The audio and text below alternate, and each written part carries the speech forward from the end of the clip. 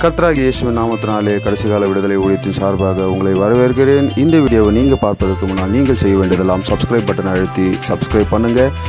இந்த வீடியோ பார்த்து முடிச்சுட்டு உங்களுக்கு பிடிச்சிருந்தா ஒரு லைக் கொடுங்க, பெல் பட்டனை அழுத்தி உடனுக்குடன் உங்கள் தகவலை பெற்றுக்கொள்ளுங்கள். 7 வருஷம் முடிந்த பின்னே ஒலிவமலை இறங்கி வந்து ஆள போரும் பூமியிலே அந்தி கிறிஸ்துவின் அட்டகாசம் சபைக்கு இல்லை. அந்தி கிறிஸ்துவின் அட்டகாசம் சபைக்கு இல்லை. ஆண்டவனின் ஆக்கினையும் சபைக்கு இல்லை.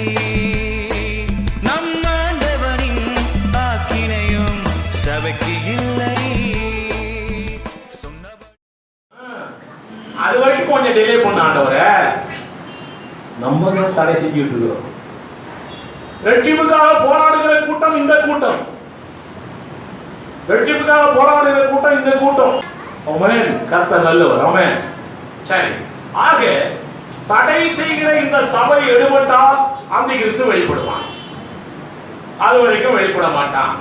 ஒண்ணுமே செய்ய 4ஆம் அதிகாரம் 16-18 சொல்லப்பட்டிருக்கிறது. கர்த்தர் தாமே ஆரவாரத்தோடும் பிரதான தூதனுடைய சத்தத்தோடும். முதல்ல நல்லா தெரியணும், இது ரகசிய வருகைதானா தெரியணும். முதல்ல எப்படி சொல்லி கொடுக்கிறேன் பாத்தீங்க. பிரதான தூதனுடைய சத்தத்தோடும் தேவ எக்காலத்தோடும் வானத்திலிருந்து இறங்கி வருவார். வானத்திலிருந்து இறங்கி வருவார். அப்பொழுது வானம் என்றால் இந்த வானம் இல்ல, இந்த வானத்திலே உட்கார்ந்திருப்பா. பரலோகத்திலிருந்து இறங்கி வருவார்னு அர்த்தம். தமிழ் டிரான்ஸ்லேஷன் வச்சுக்கிட்டு நிறைய பேர் குழப்பாதீங்க.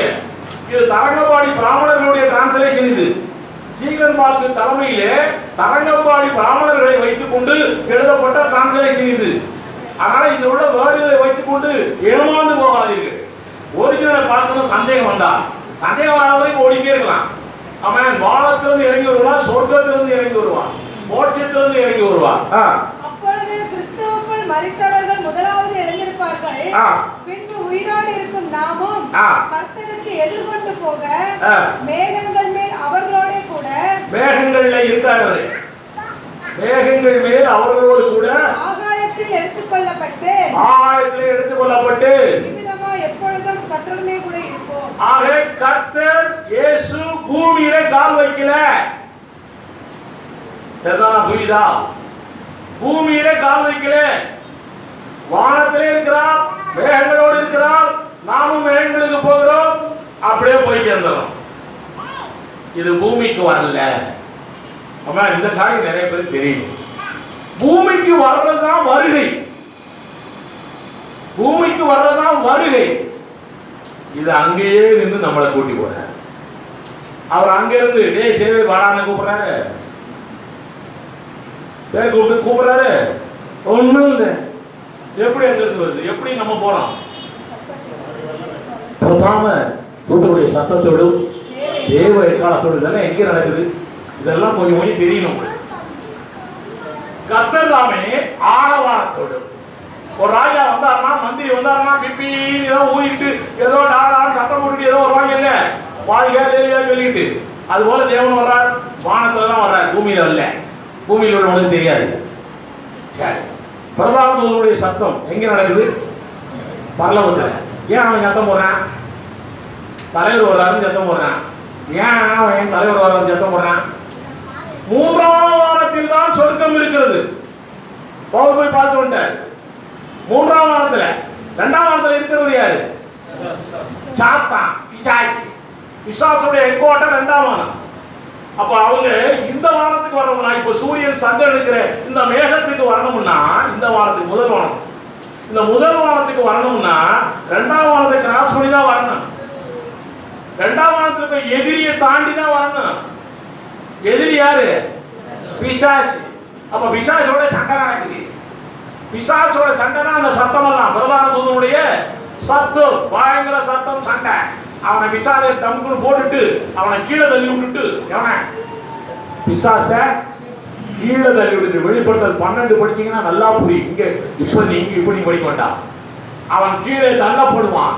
கீழே வந்தா அப்பதான் எழுதப்பட்டிருக்கிறது, பூமியில்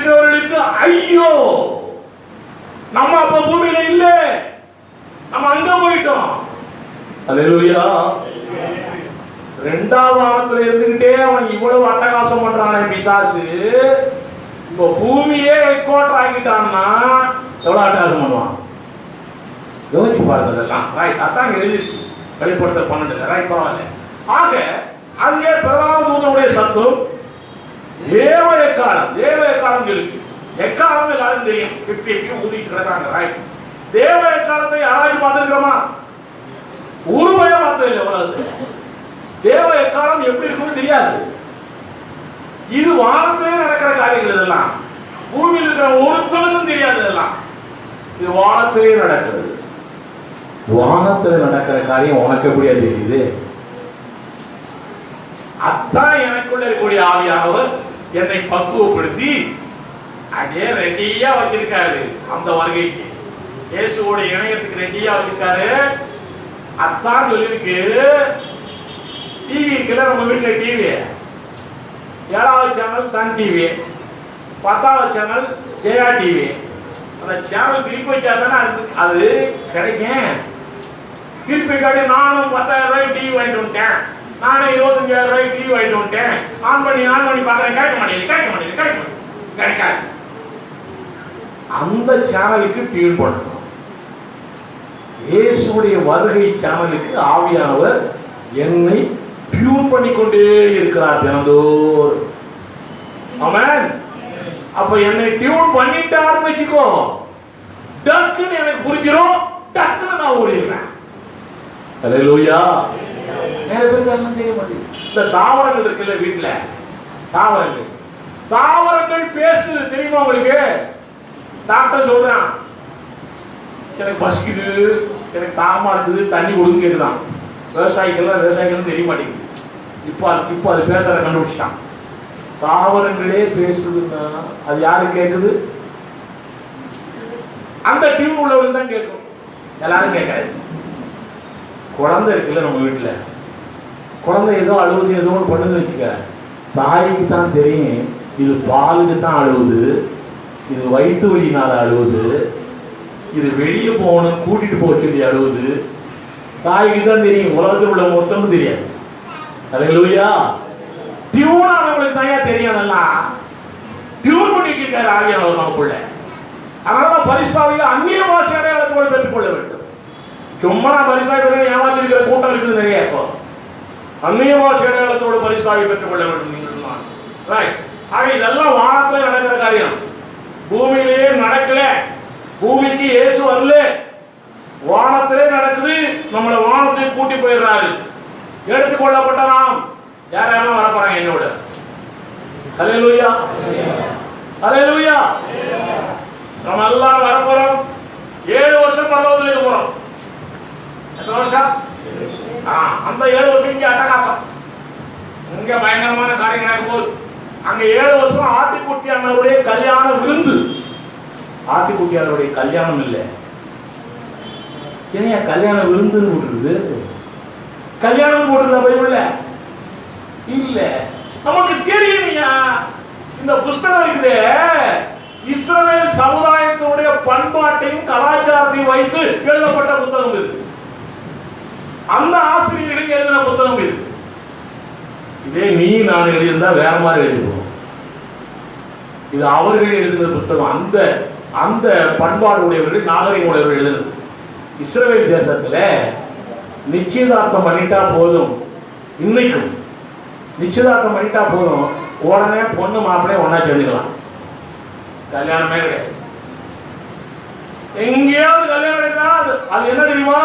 இவங்க 2 பேரும் சேர்ந்துட்டாங்கல்ல, அதுக்கப்புறம் அவங்களுக்கு என்னைக்கு துட்டு வருதோ, என்னைக்கு பணம் கிடைக்குதோ அன்னைக்கு ஒரு பெரிய விருந்து வைப்பாங்க. அதான் கல்யாண விருந்து. அல்லேலூயா. அதான் ஆட்டுக்குட்டியானவருடைய கல்யாண விருந்து போட்டுருக்குது. ஆமென். இன்னைக்கும் மேரியும் யோசேப்பும் நிச்சயதார்த்தம் தான் பண்ணாங்க. கல்யாணம் இல்ல. அல்லேலூயா. எல்லாம் ஒரு எக்ஸாம்பிளுக்காக சொல்றேன், வேற ஒன்றும் இல்லை. ஆக நிச்சயதார்த்தம் பண்ணாவே போதும், இஸ்ரவேல் சமுதாயத்தின்படி கல்யாணம் முடிச்சாச்சுன்னு அர்த்தம். முடிஞ்சது. இப்போ இஸ்ரவேல் சமுதாயமே வரல, இன்னும் யாக்கோபே பிறக்கல. அதுக்கு முன்னாடி ஈசாக்கு கல்யாணம் நடந்துச்சா? அவன் பாடு பொண்ணை கூட்டி வந்தான், இவன் பாடு அப்பன்ட்ட கூட சொல்லாம இவன் பாடு பொண்ணை கூட்டிட்டு அம்மா இருக்கிற ரூமுக்கு போயிட்டான். பாத்தியா, இதான் கல்யாணம் கேல. நம்ம நினைக்கிற மாதிரி இது இது இது தமிழன் கல்யாணம், இது தமிழ் பண்பாட்டு கல்யாணம். இதெல்லாம் நம்ம போய்க்கிறதெல்லாம் மாலை மாற்றுகிறது, இதெல்லாம் தமிழ் பண்பாட்டு கல்யாணம். அங்கெல்லாம் தாலி கிடையாது, தப்பட்டா கிடையாது, ஒன்றும் கிடையாது, மாலை கிடையாது, ஒன்றும் கிடையாது. அதாவது நிச்சயதார்த்தம் முடிஞ்சா போதும், கல்யாணம் தான் முடிஞ்சது. அதே போல உனக்கு எனக்கு நிச்சயதார்த்தம் முடிஞ்சிட்டே இல்லையா? முடிஞ்சிருச்சுன்னா கல்யாணம் முடிஞ்சிருச்சுன்னு நினைக்கணும். அவன் அதனாலதான் இயேசுவை மணவாளன் என்றும் நாம் மணவாட்டி என்றும் சொல்லிக் கொண்டிருக்கிறோம். அல்லேலூயா. அங்க போய் கல்யாணம் நடக்க போறது இல்லை, அங்க போய் விருந்து நடக்கும். ஆட்டுக்குட்டியானுடைய கல்யாண விருந்து எத்தனை நாளைக்கு நடக்கும்? 7 வருஷம். நம்ம எல்லாம் கல்யாண விருந்து 1 நாள் நடக்கும், 2 நாள் நடக்கும். மார்வாடி வீட்டுல 7 நாள் நடக்கும். ஆனா இங்க 7 வருஷம் நடக்குது. சாதாரண கல்யாணம் இல்லையா, கல்யாண விருந்து இல்லையா, அதெல்லாம் பயங்கரமான கல்யாண விருந்து. 7 வருஷம் பகவத்துக்கு போறோம். ஆட்டுக்குட்டியானுடைய கல்யாண விருந்து அங்கே நடக்க போகிறது. கல்யாண விருந்திலே பொண்ணு யாரு? நம்ம மாப்பிள்ளை யாரு? இயேசு. கல்யாண விருந்துக்கு வந்தவங்க யாரு? யாரும் வரணும்ல, பாட்டு பரிசமா இது தெரியணும். அவரை அவதான் முன்னாள் வந்து உட்காந்துப்பாரு, நான் தான் பொண்ணா இங்க நிற்பேன். அவர் பார்த்துட்டே இருப்பாரு, என் மூலமா தானடா உனக்கு விசுவாசமே வந்துச்சு, நான் பொண்ணா மாற முடியலையே. அல்லேலூயா. அவ்வளோ பெரிய ஆட்கள். அதான் எவ்வளவு 11:39-40 சொல்லுது, நம்ம இல்லாமல் அவர்கள் எல்லாரும் பூரணம் அடைவதில்லை. நம்ம தான் பெரிய ஆடு. புதிய ஏற்பாட்டு கிறிஸ்தவர்கள் தான் பெரிய ஆடு. அல்லேலூயா. நமக்கு தான் அங்க போனோம்னா கல்யாண விருந்து நடக்குது. கல்யாண விருந்து முடிஞ்ச உடனே கிரீடங்கள் கொடுக்கப்படுகின்றன. ஏகப்பட்ட கிரீடம் கொடுக்கப்படுகிறது. அதுக்கு பின்னால அவரோடு கீழே இறங்கி வர போறோம். வந்து ஒலிவ மலையில கால் வைத்து இறங்க போகிறோம். அதுதான் 2வது. பூமிக்கு வரோம்ல, அதுதான் 2வது. மலையில கால் வச்சா இப்போ எங்கெல்லாம் போயிட்டு இங்கேயும் ஒட்ட மத்தியாப்போ ஒலிவ மலை மட்டும் கால் வச்சுட்டோம். ஒலிவ மலை 2வது வந்துருது. இப்பவே ஒலிவ மலைக்கு பக்கத்துல ஸ்டார் ஹோட்டல்லாம் கட்டக்கூடாது. அங்க உள்ள கார்பரேஷன் பெர்மிஷன் கொடுக்க மாட்டான். காரணம் தெரியுமா? ஓட்டம் வந்துடுவாங்க. உடையும் போது ஓட்டம் வந்துச்சு. வேதம் என்றைக்கும் உண்மையை தான் சொல்லும், பொய்யை சொல்லாது. அல்லேலூயா. அதை எப்படி உடையும் சொல்லிக்குது? எப்படி உடையுமா? 2 டைரக்ஷன் வேற சொல்லிருக்கியா? டைரக்ஷன் வேற, கிழக்கு மேற்கா தெற்கு வடக்கா? என்னன்னா ஆண்டவர் சொல்லிட்டாரு. இயேசு பிறக்கிறது கூட எங்க பரவாயில்ல போஸ்ட்மேன் சொன்னா போதும், அவன் கரெக்டா அவர் பிறந்த வீட்டுல கொண்டு போய் காரை கொண்டு கொடுத்துட்டு வந்துடுவான். அவ்வளவு அட்ரஸ் இருக்கு. பிறந்ததுக்கு அட்ரஸ், வளர்ந்ததுக்கு அட்ரஸ், பிறக்காதுக்கு முந்தைய சொன்ன அட்ரஸ் எல்லாம் அவர் பிறக்காதுக்கு முந்தைய ரைட் போட்டு. அப்போ இல்லையா, கிழக்கு மேற்காக எதிராக பிளந்து போ, கிழக்கு மேற்காக பிளந்து போ. இப்படித்தான் மழை இருக்குன்னா கிழக்கு மேற்கு தெரிஞ்சிடும். ரைட். அப்போது இஸ்ரவேலர்கள் எல்லாரும் ரட்சிக்கப்பட போகிறார்கள். அவரை குத்தினவரோடு காண்பார்கள் போட்டுக்கல. வெளிப்படுத்த 1:7 வாசிங்க. ஒரே மொழியில நான் நிக்கிறோம் ஜாலியா, ஐயாவோட நம்ம நிக்கிறோம் ஜாலியா. கீழே நிக்கிறேன், அறுபது பள்ளத்தாக்க அங்கீகரிச்சு சண்டை போட்டுட்டு இருக்கிறேன். பருவம் அவங்க எல்லாரும் பாக்குறான். யார நம்மள அவளை பாக்குறான். எப்படி தோணுது? எங்க சமுதாயத்துல பிறந்த எங்க ஆண்டவர் இயேசு உன்னோட வந்தாரையா? ரைட், சொல்லுங்க. இதோ மேகங்களுடனே வருகிறார், கண்கள் யாவும் அவரை காணும், அவரை குத்தினவர்களும் அவரை காண்பார்கள். அவரை குத்தினவர்களும் காண்பார்கள் போட்டுக்க. அவரை குத்தினவன் 2017 வருஷத்துக்கு முன்னால குத்தினவன். அவன் இப்படியா ஒரே மலையில வரும்போது பார்ப்பான். யாரும் யோசிக்கல. இத ஒரே மலைக்கு வரும்பொழுது அவரை குத்தினவன் செத்து கிடப்பான். ஏன் பேச மாட்டேங்கிறீங்க? அப்போ உயிரோடு இருக்கிறவன் குத்தினவன் இல்லை. ஆனா சொல்லி இருக்குது உயிரோடு இருக்கிறவங்க அவங்க எல்லாரும் குத்தினவரை காண்பார்கள் சொல்லி இருக்கு. இன்னும் புரியல. பவுல் அப்போஸ்தலனை தேவன் சந்திக்கிறார். அப்போ பவுல் நீ யாருன்னு கேட்கலாம். பவுல் சொல்றாரு, நீ துன்பப்படுத்துகிற இயேசு நானே.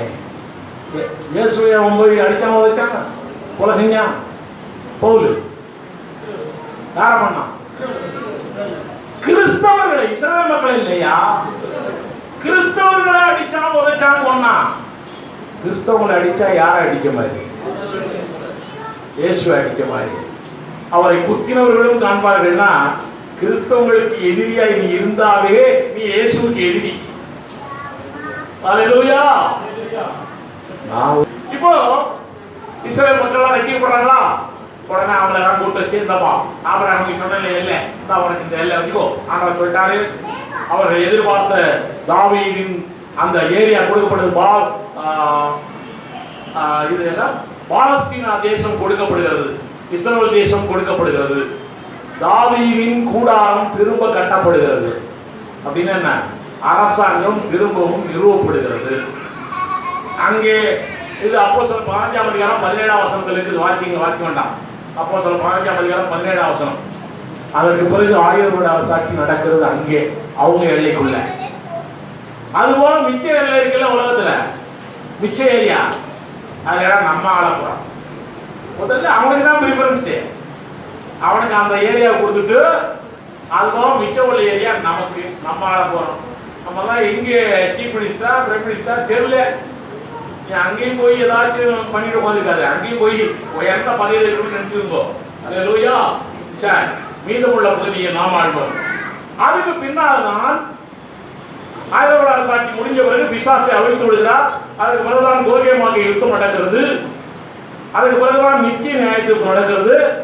அதுக்கு பிறகுதான் புதிய பூமி வருகிறது. அதுக்கு பிறகுதான் புதிய எருசலேமுக்குள்ளே நாம் குடியேற போகிறோம். ஆக நாம் 2ஆம் வருகைக்கு அல்ல, அதற்கு 7 வருஷத்துக்கு முன்னாக நடக்கக்கூடிய ரகசிய வருகைக்கு காத்திருக்கிறோம். அல்லேலூயா. 2ஆம் வருகைக்கு அல்ல, அதற்கு முன்னாலே வரக்கூடிய ரகசிய வருகைக்கு காத்திருக்கிறவன் தான் கிறிஸ்தவ சபையான். அல்லேலூயா. இந்த வீடியோவை கண்டுகளித்த அனைத்து கிறிஸ்தவ சகோதர சகோதரிகளுக்கும் நன்றிகளை தெரிவித்துக் கொள்கிறேன். இது போன்ற ஆராய்ச்சி செய்திகள் நீங்கள் தொடர்ந்து கேட்க ரெவரண்ட் டாக்டர் ஜேவியர் அவர்கள் எழுதின ஆராய்ச்சி நூல்களை வாங்கி வாசியுங்கள். அவைகள் ஆவன: கருகலான சத்தியம் பாகம் 1, 2, தெரிந்து கொள்ளுங்கள் பாகம் 1, 2, வியாதியா மரணமா விசுவாசித்தேன் ஆகையால் பேசுகிறேன் பாகம் 1, 2, வெளியரங்கமாகாத தீர்க்க தரிசனங்கள், கதைகள் 60, சிறுவர் ஊழியம், இஸ்லாமியரின் கேள்விகள், உங்களுக்கு தெரியுமா, கள்ள உபதேசக்காரர்களின் கேள்விகள், ரத்தம் சிந்தித்தான் பாவ மன்னிப்பா. இது போன்ற ஆராய்ச்சி நூல்களை நீங்கள் பெற்றுக்கொள்ள நீங்கள் செய்ய வேண்டியதெல்லாம் திரையிலே தெரியும் இந்த நம்பருக்கு நீங்கள் கால் செய்தோ அல்லது குறுஞ்செய்தி அனுப்பியோ உங்கள் புத்தகங்களை நீங்கள் பெற்றுக்கொள்ளலாம். வாங்குங்கள், வாசியுங்கள், கர்த்தருடைய வருகைக்கு ஆயத்தமாகுங்கள்.